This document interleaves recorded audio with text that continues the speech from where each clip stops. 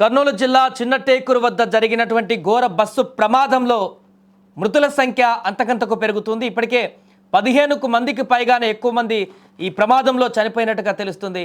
అయితే మృతి చెందినటువంటి వారిని గుర్తించడం చాలా కఠినంగా మారింది. బస్సులో ఏదైతే సీట్లో కూర్చున్నారో, ఎక్కడైతే సీట్లో పడుకున్నారో అదే ప్రాంతంలో సజీవ దహనమైనటువంటి పరిస్థితి ఉన్న నేపథ్యంలో ఇప్పుడు ఆ మృతదేహాలకు సంబంధించి కొన్ని సీట్లలో అయితే స్కెల్టన్స్ కనిపిస్తున్నాయి. వీటిని DNA టెస్ట్ ద్వారా చేసి ఆ మృతులను అప్పగించేటువంటి పరిస్థితి ఏర్పడింది. దీనికి కొంత టైం కూడా పట్టేటువంటి అవకాశం కనిపిస్తుంది. పోస్టుమార్టం చేసేటువంటి మృతదేహాలతో పాటుగా DNA టెస్ట్ ద్వారా మృతదేహాలను గుర్తించేటువంటి పరిణామం ఇప్పుడు నెలకొంది. అయితే మొత్తం బస్సులో 40 మంది ప్రయాణికులు ప్రయాణించినట్టుగా తెలుస్తుంది. దీనికి సంబంధించిన తాజాగా ప్రయాణికుల లిస్ట్ అయితే బయటకు రావడం జరిగింది. ఎంతమంది ప్రయాణికులు ఈ యొక్క బస్సులో ప్రయాణిస్తున్నారు, ఏ ప్రాంతం వద్ద వీరందరూ కూడా ఎక్కారు, ఎక్కడి నుంచి పికప్ పాయింట్ వద్ద వీళ్ళు ఈ బస్సులోకి ఎక్కారు, పూర్తి వివరాలు కూడా ఇప్పుడు మనకు స్క్రీన్ మీద కనిపిస్తున్నాయి. ఒకసారి వారందరి డీటెయిల్స్ కూడా మనం చదివేటువంటి ప్రయత్నం చేద్దాం. మొత్తం 40 మంది ప్రయాణికులు ఈ కావేరీ ట్రావెల్స్ బస్సులో ఎక్కడం జరిగింది. మొత్తం 42 సీట్లు ఉన్నటువంటి ఈ బస్సులో 40 మంది రిజర్వ్డ్ అయిపోయారు సీట్లలో నిన్న. దాంట్లో మొదటగా బుక్ చేసుకున్నటువంటి వ్యక్తుల నుంచి పటాన్ చెరువు నుంచి మొదలైనటువంటి పికప్ వ్యాన్ మొదలవుతుంది. ఫస్ట్ ఇక్కడ సిటీలో పికప్ వ్యాన్ ఇక్కడ మొదలయ్యి సిటీ అవుట్కట్స్లోకి పికప్ వ్యాన్ వెళ్ళి అక్కడ ఈ ఓల్వో బస్సులోకి వీరందరూ కూడా ఎక్కేటువంటి పరిణామం జరుగుతుంటుంది, ప్రైవేట్ ట్రావెల్ బస్ అయినా కూడా. సో దీంట్లో మొదట పటాన్ చెరువు వద్ద ఎక్కారు ఒక అతను ప్యాసింజర్. అతని నేమ్ వచ్చేసి పూర్తిగా ఇలాంటి చాలామంది ఉన్నారు.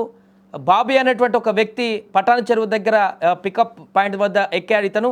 అదేవిధంగా నెక్స్ట్ బీరంగూడ వద్ద అశ్విన్ రెడ్డి అనేటువంటి మరొక ప్యాసింజరు పికప్ వ్యాన్లో ఎక్కడం జరిగింది ఈ బస్సులో.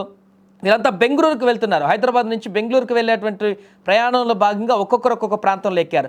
ఇక గండి మైసమ్మ పికప్ పాయింట్ వద్ద నియర్ బావర్చి అక్కడ సత్యనారాయణ అనేటువంటి ఒక వ్యక్తి ఎక్కడం జరిగింది. అదేవిధంగా బహదూర్పల్లి ఎక్స్ రోడ్ వద్ద ఈ పికప్ పాయింట్ వద్ద సుబ్రహ్మణ్యం అనేటువంటి ఒక పర్సన్ ఎక్కారు. ఇక సూరారం వద్ద ప్రశాంత్ గుణసాయి అనేటువంటి 2 వ్యక్తులు ఎక్కడం జరిగింది. వీరు కమాండ్గా ప్రయాణం చేస్తున్నట్టుగా ఉంది. అదేవిధంగా మియాపూర్ ఆల్విన్ ఎక్స్ రోడ్ వద్ద అర్గా బండోపాధ్యాయ ఈయన ఎక్కడం జరిగింది. అదేవిధంగా వనస్థలీపురం వద్ద ఇక్కడ 2 ఎక్కడం జరిగింది. 2 సీట్లు బుక్ చేసుకున్నారు వీరు, నవీన్ కుమార్ అదేవిధంగా రమేష్. వీరిద్దరు కూడా ఇక్కడ వనస్థలీపురం దగ్గర ఎక్కడం జరిగింది.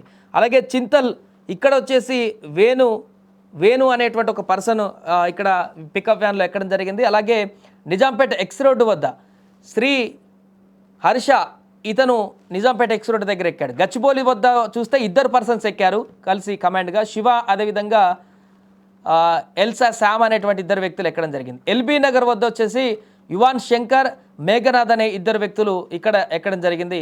JNTU పికప్ పాయింట్ వద్ద దాత్రి రామరెడ్డి అమృత్ కుమార్ వీరు 3 ఎక్కడం జరిగింది. అదేవిధంగా మూసాపేట పికప్ పాయింట్ వద్ద చూస్తే చందన మంగా సూర్య అనేటువంటి 2 ఎక్కడం జరిగింది.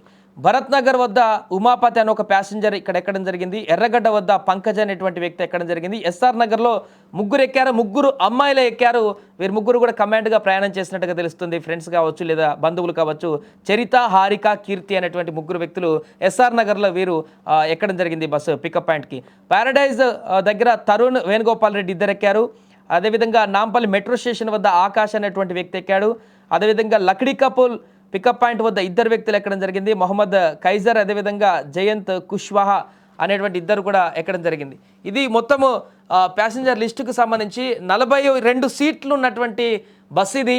దాంట్లో 40 మంది బుక్ చేసుకున్నారు, 2 సీట్లు ఇంకా ఖాళీగా అలాగే ఉన్నాయి. 40 మంది బుక్ చేసుకున్నటువంటి లిస్ట్ ఇప్పుడు బయటికి రావడం జరిగింది. చాలామంది మహిళలు కూడా ఉన్నారు దీంట్లో.